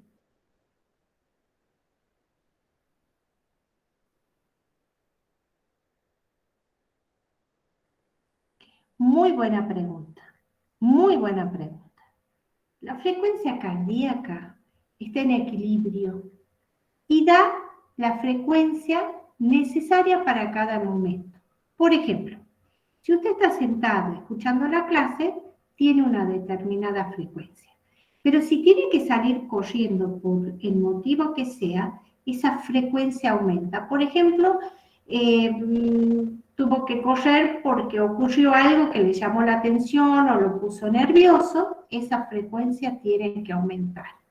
Y si después vuelve, está almorzando en familia, estén tranquilos, la frecuencia disminuye. Esos ajustes están comandados por los dos sistemas, el simpático y el parasimpático. En general, hay momentos en que prevalece uno de los sistemas, el simpático parasimpático, y hay otros en donde prevalece la actividad del otro sistema. Ahora, cuando no hay ninguna situación de alerta, ni tampoco es el domingo que está, sino que está haciendo otras actividades, la actividad de los dos sistemas nerviosos están en equilibrio, siempre en equilibrio. Hay un poco de descarga de uno en un momento, un poco de descarga más del otro, prevalece uno o prevalece el otro, pero los dos están actuando y en equilibrio. ¿Para qué? Para mantener no solo la frecuencia cardíaca, sino también la fuerza de contracción a los diferentes eventos. Como le decía, usted está tranquilo viendo la clase. Entonces, tiene una determinada demanda cardíaca. Si usted tiene que salir corriendo, tiene que luchar, va a tener otra demanda distinta. Y si se está recostando ya porque quiere descansar, la demanda es diferente. ¿Cómo ajustar la actividad cardíaca a las diferentes demandas? Es por la interacción de estos dos sistemas. En momentos es más relevante uno, por momento puede ser más relevante otro. Y a veces están muy equilibradas las descargas de uno y de otro. ¿Le contesté su pregunta o quiere que intente de otra manera? Muy bien, muy bien. ¿Alguien quiere hacer alguna otra pregunta? ¿No? No, profe, por mi parte no. Bien. Entonces vamos a entrar ya a la última parte. Y es que la actividad cardíaca también está regulada no solo por el sistema nervioso, sino también hay una regulación humoral. Y esto es, por ejemplo, pregunta de examen, el papel de las hormonas tiroideas. Es pregunta de examen y ustedes todavía no han llegado a ese trabajo práctico, pero tengan en cuenta este punto para cuando estudien. Las hormonas tiroideas aumentan el número y la sensibilidad de los receptores para las catecolaminas. ¿Cuáles eran los receptores simpáticos a nivel del corazón? ¿Se acuerdan este logo que les puse acá? Beta 1. Beta 1 y beta 2. Exactamente, el beta 1. En el corazón es beta 1, no hay beta 2. Estrictamente puede haber beta 2, pero prácticamente son beta 1. Entonces, repiten, en el corazón, receptores beta 1.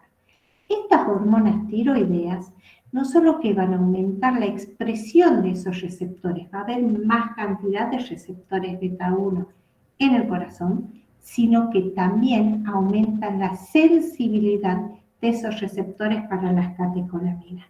Eso es lo que lleva a que aumenten la frecuencia cardíaca y también aumenta la fuerza de contracción. Pero no solo esas hormonas pueden actuar sobre la actividad cardíaca. También, por ejemplo, la adrenalina, que está en las médulas suprarrenales. que es un ganglio simpático modificado. Hay otras hormonas también, como el glucagón, como la angiotensina 2, como las endotelinas, que son locales, que van a aumentar los niveles de AMP cíclico. Y al aumentar los niveles de AMP cíclico también van a producir un efecto similar a los que produce la noradrenalina. Y también hay otras hormonas que modifican el volumen extracelular y el retorno venoso. Esto lo vamos a ver con mayor énfasis en la clase del jueves que viene. ¿Qué es el retorno venoso? El retorno venoso es la cantidad de sangre que llega al corazón. Y como hemos dicho, mayor cantidad de sangre al corazón, mayor se estiran las fibras y mayor fuerza de contracción. Eso también.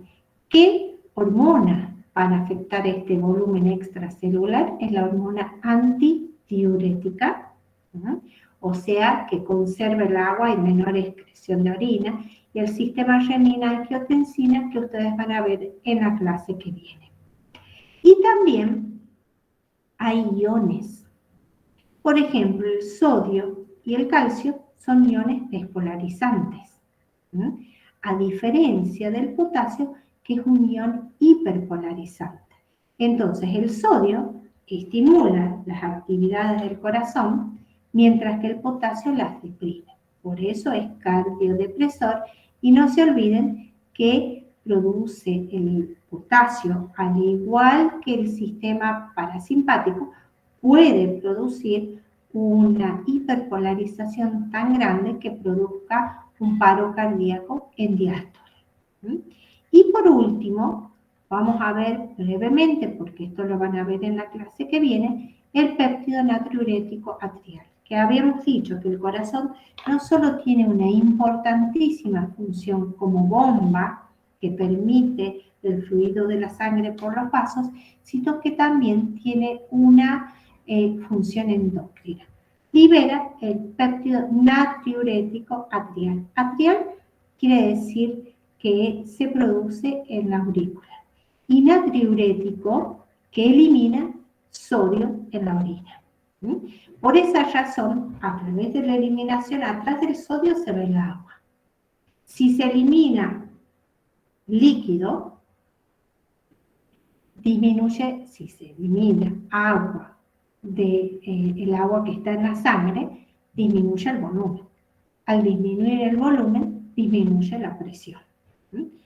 Por otro lado, este péptido también es un potente vasodilatador. Al dilatar esto que yo les decía con la manguera del jardín, al aumentar el radio de los vasos, disminuye la presión. Y en el riñón produce la inhibición de la reabsorción de sodio. Al inhibir la reabsorción, el sodio se excreta con la orina. Atrás del sodio, el agua. Y esto va a disminuir el volumen. Al disminuir el volumen que hay de sangre, va a disminuir el retorno venoso. Menos volumen de sangre dificulta el retorno venoso. Al disminuir el retorno venoso, hay menor volumen en los ventrículos. Y al haber menor volumen de sangre en los ventrículos, disminuye la fuerza de contracción. ¿Alguna pregunta respecto a esto, chicos? No, profe. No, profe. Bueno, Antes de que salga, ¿le puedo hacer una pregunta? sí, por supuesto. Ahí en la regulación nerviosa, el núcleo del tracto solitario, ¿dónde está? En el bulbo, ¿También? sí. ¿Y Sí, ese, sí. ese CBS qué era? A ver, volvamos.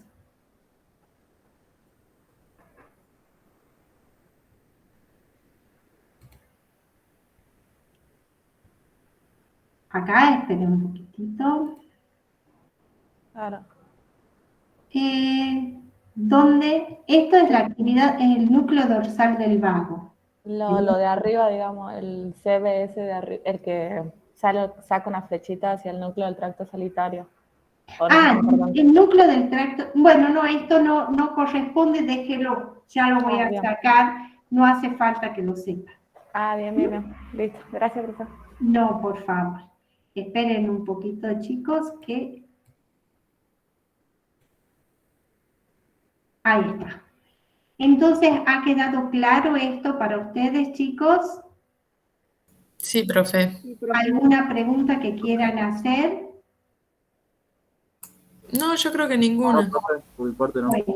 Bueno. Entonces recuerden, la clase que viene habíamos visto sistema cardiovascular, corazón con los vasos sanguíneos. Esos vasos sanguíneos eran las arterias, capilares y venas. En la clase que viene van a estudiar lo que son arterias, presión arterial y cosas muy importantes.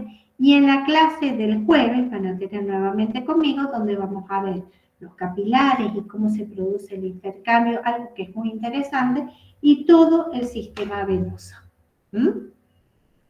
Bueno, chicos, nos vemos entonces el jueves que viene.